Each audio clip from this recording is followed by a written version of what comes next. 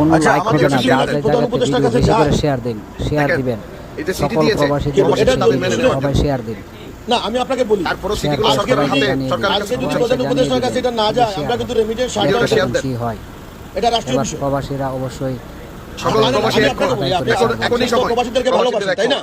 এটা রিমার্ক করেন, আর আজকে ভিডিওটা শেয়ার যদি দেন। প্রধান উপদেষ্টা সিদ্ধান্ত না নেন, আমরা দেখেন, কিন্তু রেমিটেন্স এই শাটডাউন যে করছি। চিঠি দিয়েছে প্রবাসীদের দাবি মেনে নেওয়ার জন্য, তারপরও চিঠিগুলো সরকারের হাতে, আপনি সরকারের এক্ষুনি কাছে পাঠাইবেন, পৌঁছাচ্ছে। এক্ষুনি পাঠাইবেন। ভিডিওটা শেয়ার দেন। 24শে জুলাই আন্দোলনে সকল প্রবাসীরা এক হয়ে রেমিটেন্স শাটডাউন করে সরকারকে পতন করিয়েছিলেন। এখন আবার নতুন করে সকল প্রবাসী এক হয়ে রেমিটেন্স শাটডাউন করার ঘোষণা দিলাম।